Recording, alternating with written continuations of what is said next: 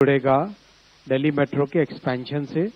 उसके लिए आज 12,015 करोड़ रुपीस का प्रोजेक्ट सैंक्शन हुआ है और मैं इसके बारे में डिटेल में आपको अभी बताऊंगा। इन 11 वर्षों में मेट्रो में एक क्रांति आई है। प्रधानमंत्री श्री नरेंद्र मोदी जी ने मिडिल क्लास के लिए जितनी सुविधाएं क्रिएट की है इन 11 वर्षों में इंफ्रास्ट्रक्चर के जरिए, उसमें मेट्रो का एक सबसे इंपॉर्टेंट स्थान है। 2014 में जहां केवल 5 शहरों में मेट्रो थी, अब 26 शहरों में मेट्रो है, 5 गुना बढ़ गई। 248 किलोमीटर थी मात्र, वहां पे 1090 किलोमीटर आज मेट्रो है देश में। 3rd लार्जेस्ट नेटवर्क बन गया है भारत और बहुत जल्दी 2nd लार्जेस्ट बन जाएगा। एक साल में कुल मिला के 1 किलोमीटर से भी कम होती थी 2014 में मेट्रो बनती थी। आज 6 किलोमीटर से ज्यादा हर साल नई मेट्रो कमीशन होती है।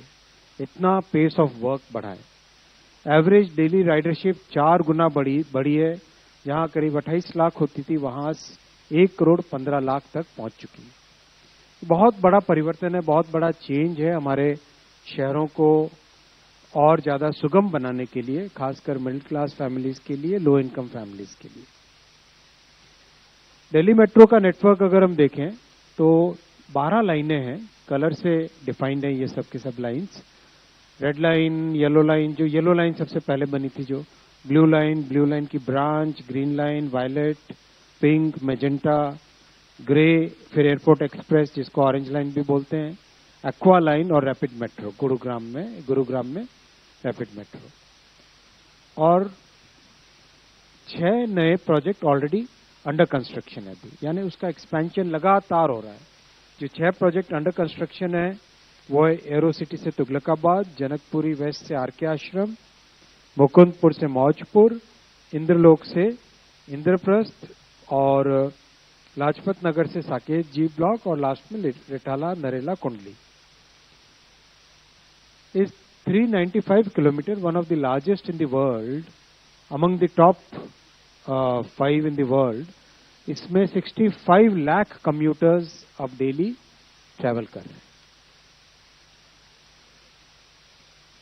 आज जो अप्रूवल हुआ है वो बहुत इंपॉर्टेंट है। इसको फेज 5A कहा जाएगा। This will be Delhi metro phase 5A। 13 station इसमें बनेंगे, 10 underground and 3 elevated stations. 16 kilometre नई लाइन इसमें बनेगी, 16 kilometres, and the total investment will be 12,015 crore. At an investment of 12,015 crore, 16 kilometers will be added to the Delhi Metro line, Delhi Metro network, with 13 more stations, 13 new stations. With this, Delhi Metro network will cross 400 kilometers, जो अपने आप में बहुत significant है।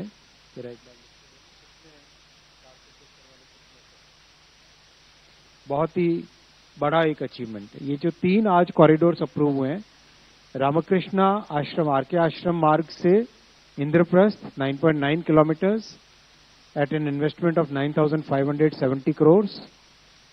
Arrow city to airport terminal 1 2.3 kilometres 1,419 crore.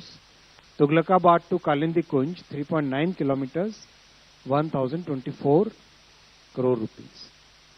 इस expansion से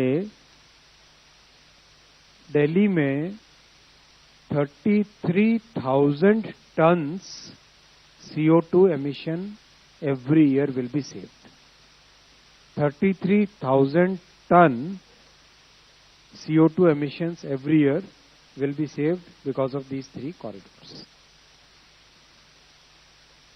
मैं आपको डिटेल में नक्शे पे दिखाना चाहूंगा। 3 कॉरिडोर है, तीनों के तीनों रेड कलर में दिखाएं। इन तीनों की इंपॉर्टेंस इससे क्लियर हो जाती है मैप पे देखने से। हम पहला देखें, अगर एरो सिटी से टर्मिनल 1 को कनेक्ट करने वाला, टर्मिनल 1 करीब करीब कंप्लीट होके एक अपने नए शेप में आ गया है। तो terminal 1 will be carrying many more flights in the near future.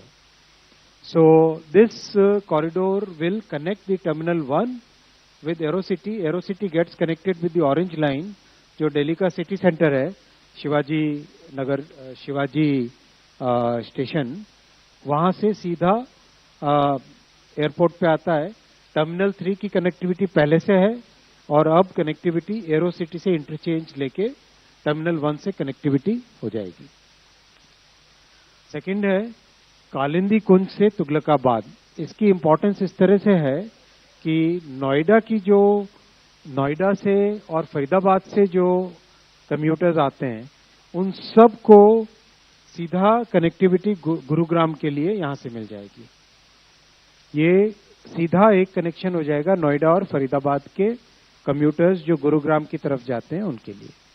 So this will save a significant amount of time in the commuter's life. This will be a major difference.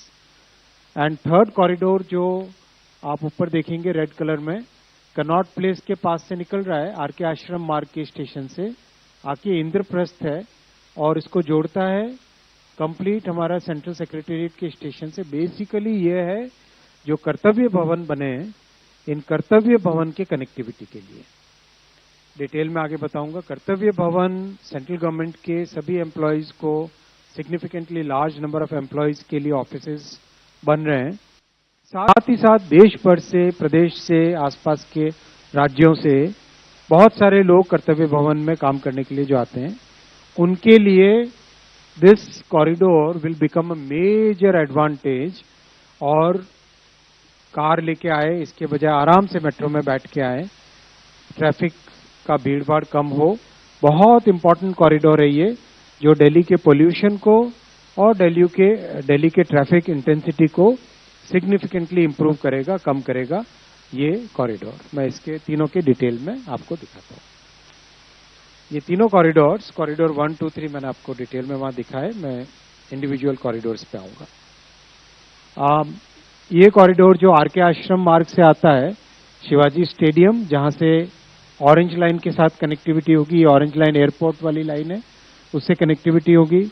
फिर ये कर्तव्य भवन में सीधा जितने कर्तव्य भवन के जितने कॉरिडोर्स बन रहे हैं उन सब कर्तव्य भवन से कनेक्ट करने का एक अंडरग्राउंड मेट्रो नेटवर्क हो जाएगा। तो एक एस्टिमेट अभी डिपार्टमेंट की तरफ से लगाया जा रहा था, करीब करीब 60,000 employees and about 2 lakh visitors every day. Around 60,000 employees and about 2 lakh visitors every day. इन सब के लिए ट्रैफिक से बच के आराम से मेट्रो में आए, पॉल्यूशन और ट्रैफिक दोनों पे एक सिग्निफिकेंट इम्पैक्ट पड़े, वो थिंकिंग के साथ इस कॉरिडोर को डिजाइन किया गया है। और इसीलिए ये कर्तव्य भवन कॉरिडोर भी कहा जा सकता है एक तरीके से। This will be called the कर्तव्य भवन कॉरिडोर। ऑफिशियल नाम तो हाउसिंग एंड अर्बन डेवलपमेंट से आएगा, बट जस्ट एक बोलचाल की भाषा में इसका इस तरह से रहेगा। बहुत सोच समझ के इसका डिजाइन किया गया है, जिससे कि आने वाले 40-50 वर्षों तक जो कर्तव्य भवन में सेंट्रल गवर्नमेंट के एम्प्लॉयज के ऑफिसेज चलेंगे, उन सब की कनेक्टिविटी इससे बहुत अच्छी रहेगी। बहुत ही इंपॉर्टेंट प्रोजेक्ट है ये मैंने आपको बताया कि ऑरेंज लाइन से कनेक्ट करके टर्मिनल 1 को कनेक्टिविटी देने वाला ये कॉरिडोर है। दिल्ली एरोसिटी से इंटरचेंज होगा और एरोसिटी से इंटरचेंज होकर सीधा टर्मिनल 1 पे कनेक्टिविटी हो जाएगी। और तीसरा, जो कि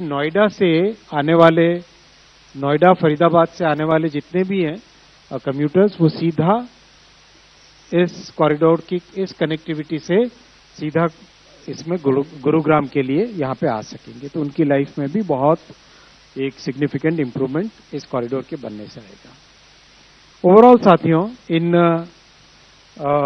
पिछले कुछ महीनों में प्रधानमंत्री श्री नरेंद्र मोदी जी की ऐतिहासिक तीसरी टर्म में इंफ्रास्ट्रक्चर पे इन्वेस्टमेंट बहुत सिग्निफिकेंट हुआ है और उसका लाभ हमारे मिडिल क्लासेस को, हमारे लो इनकम फैमिलीज को बहुत अच्छा उसका रिजल्ट मिल रहा है। आपके सामने पूरी detail airport, ports, highway, railway metro, industrial corridors, housing, hydro power और रोपवेज, करीब करीब 12.5 लाख करोड़ रुपए का इन्वेस्टमेंट इन सब में जा रहा है, जिससे कि देश का फ्यूचर, देश के भविष्य की नींव बने, विकसित भारत की नींव बने ये सारे प्रोजेक्ट्स। और सबसे बड़ी बात है कि हमारे मिडिल क्लास फैमिलीज के लिए, हमारे लो इनकम फैमिलीज के लिए एक सिग्निफिकेंट इम्प्रूवमेंट उन सबकी लाइफ में है। प्रोजेक्ट को अगर देखें, आर के आश्रम मार्ग से लेके Indraprastha, under the entire central Vista project और कर्तव्य भवन कॉम्प्लेक्स, ये उसको कनेक्टिविटी देने के लिए है। बेसिकली जो सर्कुलर मेट्रो जो कहते थे आप, उसका कंप्लीट डिजाइन बनना था और डिजाइन बन के उसका किस तरह से फाइनल शेप बनेगा वो डीपीआर के बेसिस पे बनना था। तो डीपीआर बनने के बाद में यही फाइनल इसका डिजाइन तय हुआ है। इसमें राजीव चौक को बाईपास करके आएगी ये लाइन। अगर आप लाइन देख रहे हो, राजीव चौक से पहले आर के आश्रम मार्ग से स्टार्ट होती है। मैं डिटेल वाला मैप निकालता हूँ। आर के आश्रम मार्ग से स्टार्ट होगी, शिवाजी स्टेडियम यानी एयरपोर्ट की कनेक्टिविटी जो बहन पूछ रही थी, एयरपोर्ट की कनेक्टिविटी, फिर सेंट्रल सेक्रेटेरिएट का जो स्टेशन है वो, Kartavya Bhavan, India gate station, war memorial, high court, Baroda house which is railway का, नॉर्दर्न रेलवे का, भारत मंडपम जहां पे बहुत बड़े प्रोग्राम्स होते हैं, और आगे जाके इंद्रप्रस्थ जो ब्लू लाइन है उस पे इंद्रप्रस्थ स्टेशन पे कनेक्ट हो जाता है। यानी नोएडा से जो आएंगे लोग उनके लिए भी कनेक्टिविटी हो गई। जो नोएडा से आएंगे इंद्रप्रस्थ स्टेशन से इंटरचेंज करके सीधा कर्तव्य भवन में आ सकते हैं। उधर जो नॉर्दर्न दिल्ली और वहां से आएंगे उनके लिए कनेक्टिविटी हो गई। और ये येलो लाइन से जब आएंगे सेंट्रल सेक्रेटेरिएट पे इंटरचेंज करके गुरुग्राम से और छतरपुर और वो वाली साइड से जो आते हैं उनके लिए भी यहाँ पे कनेक्टिविटी हो गई। तो ओवरऑल जो दिल्ली के मेजर पॉपुलेशन रीजन्स हैं उन सब के साथ कर्तव्य भवन एरिया की कनेक्टिविटी हो गई। इसीलिए डिपार्टमेंट का एस्टिमेट था 60,000 एम्प्लॉयज और करीब करीब 2 लाख विजिटर्स जो डेली यहाँ पर आएंगे कर्तव्य भवन कॉम्प्लेक्स में, उन सब के लिए Kartavya Bhavan plus Bharat Mandapam, war memorial, India gate, ये सब के लिए एक अच्छी यहाँ पे कनेक्टिविटी होगी। मैं थर्ड क्वेश्चन पे आता हूँ। थर्ड क्वेश्चन, टाइमलाइन, करीब 3 इयर्स का कंस्ट्रक्शन टाइमलाइन इसके लिए डिसाइड हुआ है। और इसी के साथ का जुड़ा हुआ क्वेश्चन था कि कंस्ट्रक्शन के द्वारा ट्रैफिक लॉगिंग का क्वेश्चन। इसमें ज्यादातर कंस्ट्रक्शन अंडरग्राउंड है। अंडरग्राउंड कंस्ट्रक्शन में there is a method called tunnel boring machine, TBM। तो टनल बोरिंग मशीन जो कि जैसे हिमालय में जो अभी टनल्स बन रही है उनमें भी वही यूज होती है। So tunnel boring machine keeps working below the ground and whatever sand has to be, whatever earth and other materials have to be taken out, they are taken out in a very systematic manner। उसको निकाल के बहुत clean वे में निकाल के बाहर ले जाया जाता है। उसका प्रॉपर एक मैकेनिज्म बन चुका है देश में और उस मेथड से होगा जिससे कि ट्रैफिक पे इंटरफेरेंस और ऑब्स्ट्रक्शन मिनिमम होगा। इस तरह की इसकी प्लानिंग है। टाइमलाइन लिया, सर्कुलर मेट्रो लिया। CO2 लेवल्स सिग्निफिकेंटली इससे इम्पैक्ट पड़ेगा। दिल्ली में ओवरऑल मेट्रो का बहुत अच्छा इम्पैक्ट है। करीब 65 लाख कम्यूटर्स आज डेली यूज करते हैं on an average. There are peak days when Delhi metro has carried even 80 lakh people. 80 lakh people भी कैरी कर चुका है Delhi metro on peak days and 65 is the average. So that's a very significant number. Imagine if that number, this infrastructure is so important. Without that, Delhi's condition would be significantly far worse. और इसीलिए इसको network को और ज्यादा बढ़ाया गया है। ये एरिया प्रोटेक्टेड एरिया वाला क्वेश्चन था। ये एरिया बेसिकली इस तरह का एरिया है कि इसमें कंप्लीट एरिया को डिस्टर्ब किए बिना और within the norms of law which have been framed by our parliament, इसमें अंडरग्राउंड होगा construction most of the work. जो आपका क्वेश्चन था कि इस कर्तव्य भवन वाले एरिया को इसमें डिस्टर्ब तो नहीं होएगा, इसमें एरिया डिस्टर्ब नहीं होएगा, इसका कंप्लीट कंस्ट्रक्शन अंडरग्राउंड ही रहेगा। पार्किंग के लिए हर जगह सुविधा की गई है। फिर भी आपका ये फीडबैक हम सीरियसली लेंगे। मैं डिपार्टमेंट के ऑफिसर्स जो यहाँ पे बैठे हैं उनको कहूंगा कि